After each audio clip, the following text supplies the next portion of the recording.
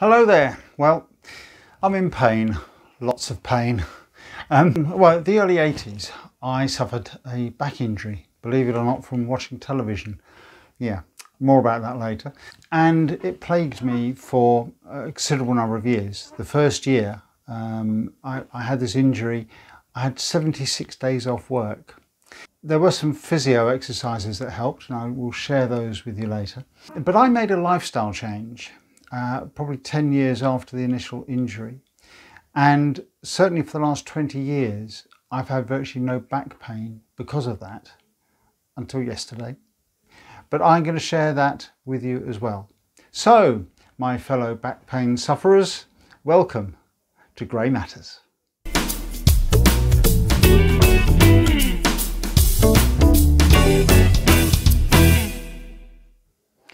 Welcome to Grey Matters, the channel that promotes the fact that the older generations still matter. We still have relevance, plenty to offer, and probably a lot to say about things as well. But it also looks at issues that affect the older generation. And back pain is one of those things that affects every generation, really. And I thought it was worth talking about because I was a martyr to back pain. From the early 80s, I was watching television one night, and I believe it was the first night of Comic Relief, first time it had been on, and I spent the evening lying on my stomach, chin in my hands, watching it. Now I was due to start a night shift. I worked for one of the emergency services. So 10 o'clock I went into work. By 1 o'clock in the morning I couldn't drive.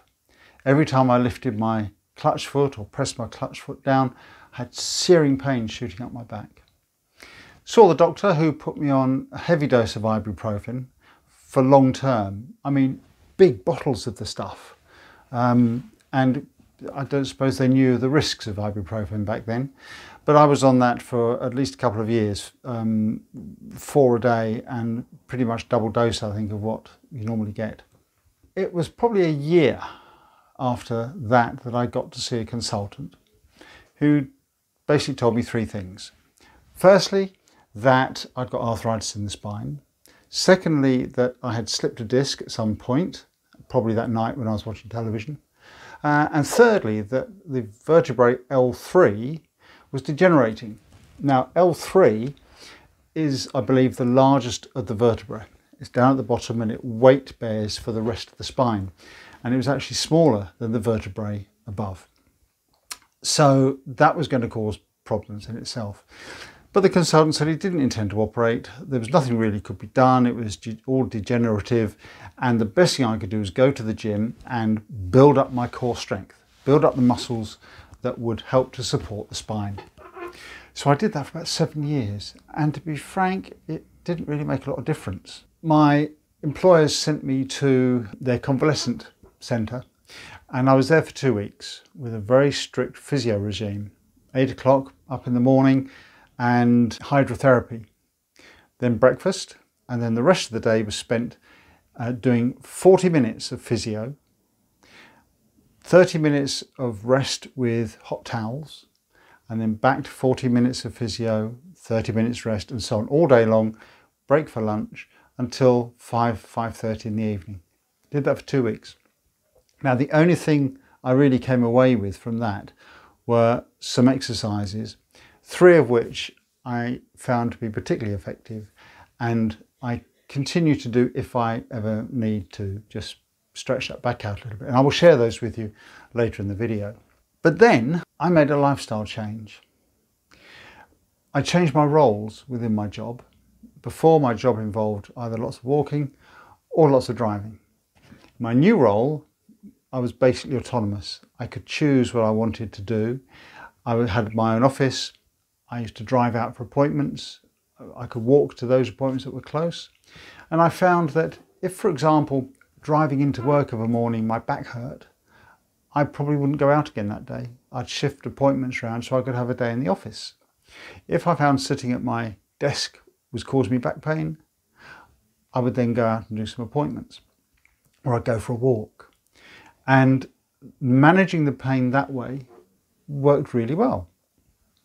I also had, and I can recommend this if you're desk bound, a Workstation Assessment.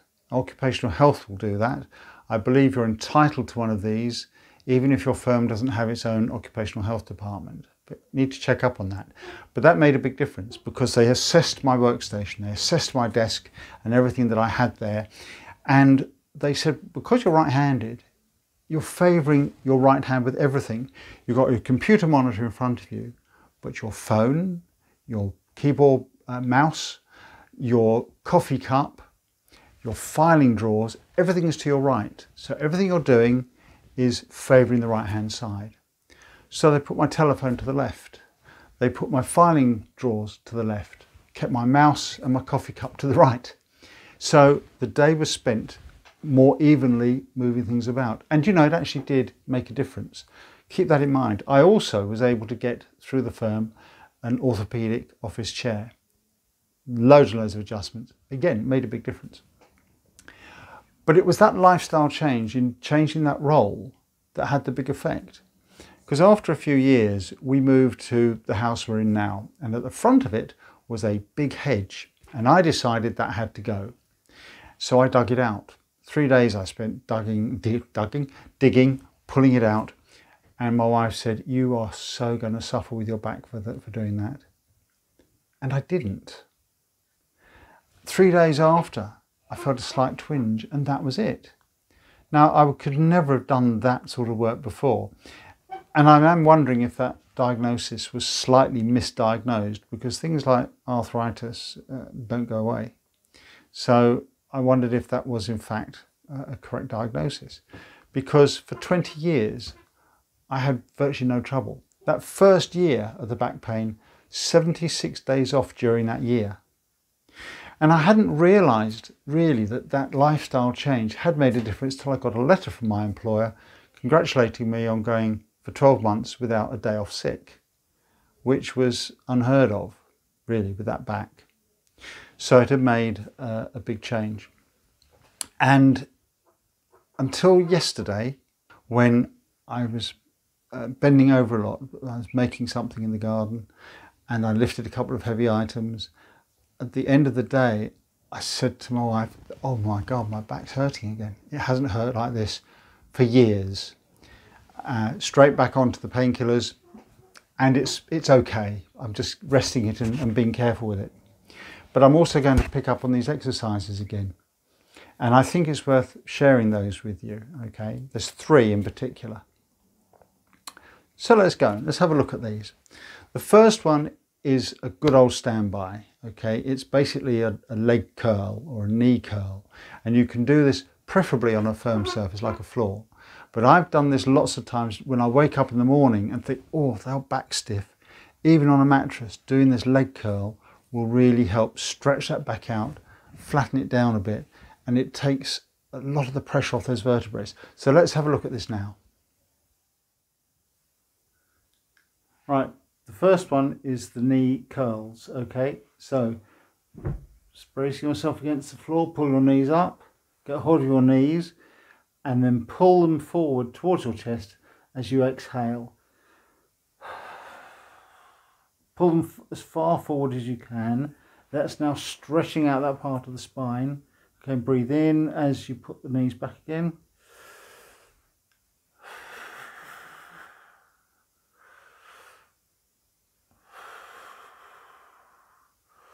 Right, you could probably do about 15 of those. Now, if they don't hurt, and you want to extend that a bit more, make it a little bit harder, you can pull your head up as you pull your knees forward, so you get this effect.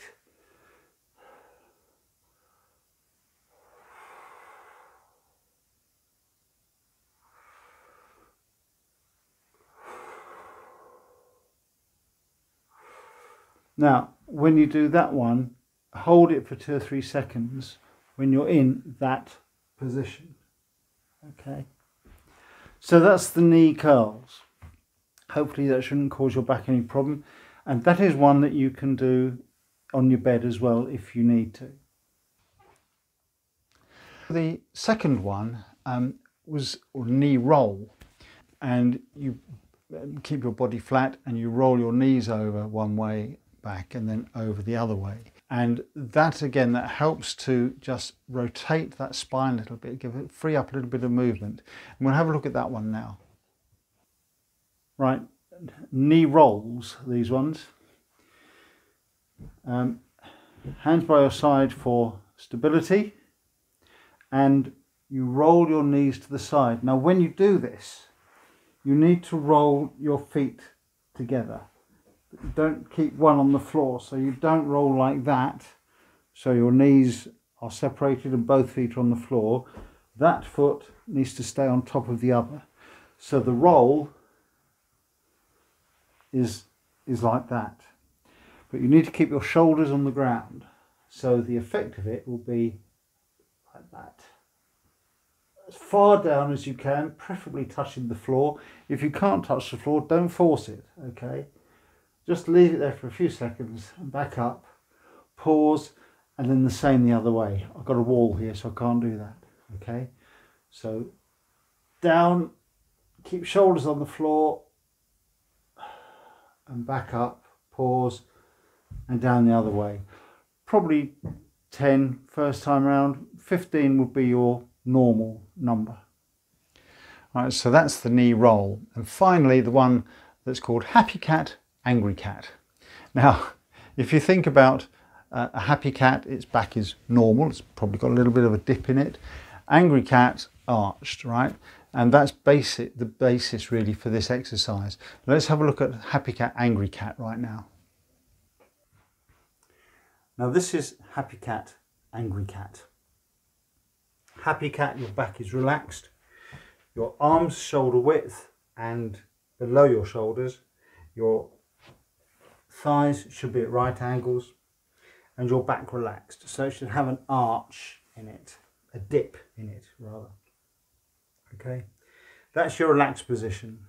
You then go into the angry cat stage, which is to arch your back, tuck your head under and push up as far as you can.